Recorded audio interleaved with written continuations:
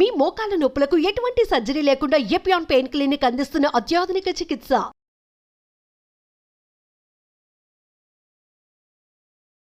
Hello yes, welcome to Suman TV. ప్రస్తుతం మనతో పాటు ఉన్నారు సర్జికల్ ఆంకాలజిస్ట్ డాక్టర్ రాజేందర్ గారు.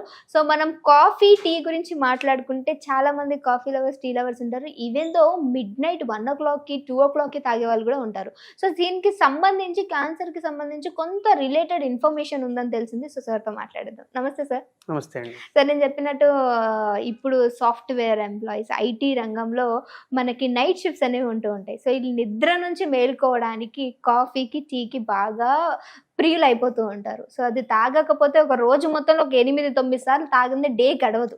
తినకపోయినా పర్లేదు కానీ కాఫీ, టీ మాత్రం తాగుతూ ఉంటారు. సో మరి దీనికి సంబంధించి క్యాన్సర్కి రిలేటెడ్ సంథింగ్ ఏదో ఉందని అర్థమైంది. అదేంటని పూర్తిగా తెలీదు, ప్లీజ్ వివరించండి. ఎస్, అంటే టీ, కాఫీ పర్సే క్యాన్సర్ కారకాలు కాదు. కానీ ఓకే, టీని, కాఫీలు ఓవర్గా తీసుకున్నప్పుడు మీరు అన్నట్టు midnight తాగడం కానీ ఇష్టం వచ్చిన టైంలో తాగడం వల్ల దానివల్ల సివియర్ గ్యాస్ట్రైటిస్ ఉంటుంది. ఓకే, సో ఈ కంటిన్యూస్ గ్యాస్ట్రైటిస్ అనేది క్యాన్సర్కి కారణం. సో స్టమక్ క్యాన్సర్ మెయిన్గా ఈ colon cancer related. Yes, so మెయిన్గా గ్యాస్ట్రైటిస్ ఏదైతే వస్తుందో, గ్యాస్ట్రైటిస్ ఇది ఓవర్ టీ, కాఫీలు తాగడం. రెండు, ఇంకొక సైడ్ నుంచి ఆలోచిస్తే టీ, కాఫీలు ఓవర్గా తాగే వాళ్ళకి స్ట్రెస్ ఓవర్గా ఉండుంటేనే తాగి ఉంటారు. So the stress is one more factor for the cancer. Okay, కానీ టీలు, కాఫీలు క్యాన్సర్ కారకాలు కాదు. ఓకేనా, కానీ ఇండైరెక్ట్ గా చాలా స్టడీస్ అయ్యాయి. దాంట్లో ఏంటంటే వాటిలో యాంటీ ఆక్సిడెంట్స్ కానీ, యాంటీ ఇన్ఫ్లమేటరీ ఏజెంట్స్ అంటాం. సో ఇవన్నీ యాంటీ క్యాన్సర్ ఎఫెక్ట్.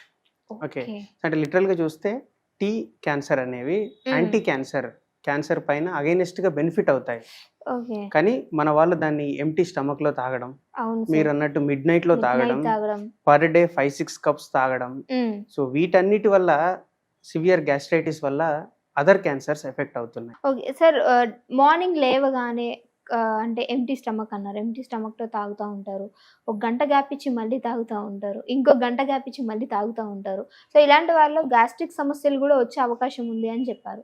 అంటే మనం ఎలా దీన్ని బ్యాలెన్స్ చేసుకోవాలంటారు సార్? దీనికి క్యాన్సర్కి రిలేటెడ్ కాకుండా దీన్ని ఎలా బ్యాలెన్స్ చేసుకుంటే మంచిది అంటారు? నేనంటే నార్మల్గా మనం టీలు, కాఫీలు తాగినప్పుడు స్టమక్ లో యాసిడ్ ప్రొడక్షన్ అవుతుంది. అవును, ఓకేనా.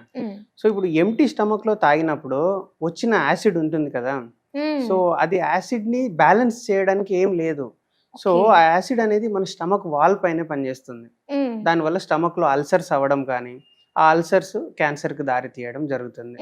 సో దానికి ఏం చేయాలి అని అంటే, ఎంటీ స్టమక్ లో టీలు, కాఫీలు అవాయిడ్ చేయండి. సో ఏదైనా ఫుడ్ తిన్న తర్వాత కొంత టైం గ్యాప్ ఇచ్చి 15-20 minutes గ్యాప్ ఇచ్చిన తర్వాత టీ, కాఫీ అనేది బెటర్ ఆప్షన్. ఒకటి. రెండు, ఎంటైర్ డేలో 1 or 2 cups, maximum 2 cups, anything, either tea or coffee, 2 cups is better. So don't go for 5-6 cups. Sir, ఇంకొకటి మీరు ఫుడ్ గురించి మాట్లాడితే నాకు ఇంకొక ఇంట్రెస్టింగ్ విషయం నేను చూసింది ఏంటంటే, బిర్యానీ తిన్న తర్వాత కూల్ డ్రింక్ అనేది ప్రిఫర్ చేయొద్దు అని చెప్తారు. అలానే బిర్యానీ తిన్న తర్వాత చాయ్ అనేది తాగడం, వెంటనే పైన తిన్న కిందకు వచ్చి తాగడం చూసాను నేను.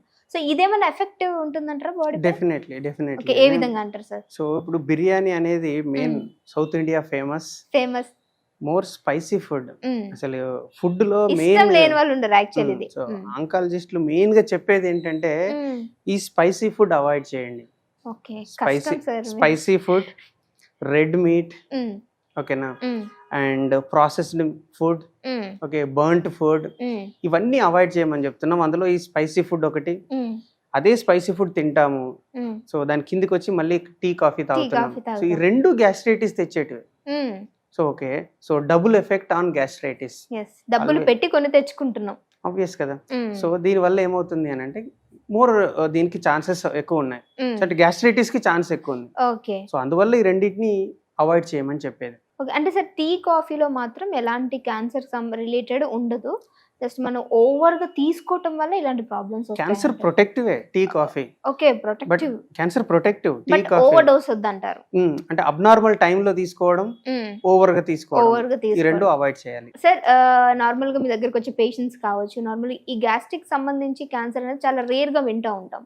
ఈ రేర్ లోనే వీళ్ళు మీకు చెప్పే కంప్లైంట్స్ ఎలా ఉంటాయి అంటారు? ఏ విధమైన కంప్లైంట్స్ ఉంటాయి వీటికి?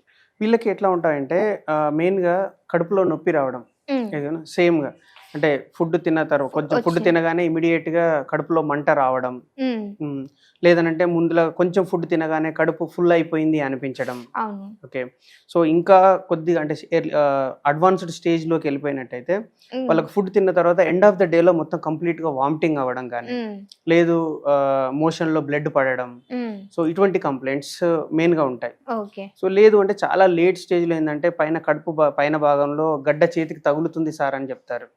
ఏం కంప్లైంట్ ఉండదు, గడ్డ చేతికి తగులుతుంది అంటారు. వాళ్ళకి ఏంటంటే మనం స్కాన్ చేస్తే అది స్టమక్ లో క్యాన్సర్ గడ్డ లాగా బయటపడుతుంది. సో వీళ్ళన్నీ అంటే ఈ లక్షణాలన్నీ ఏంటంటే గ్యాస్ట్రిక్ క్యాన్సర్ లక్షణాలు.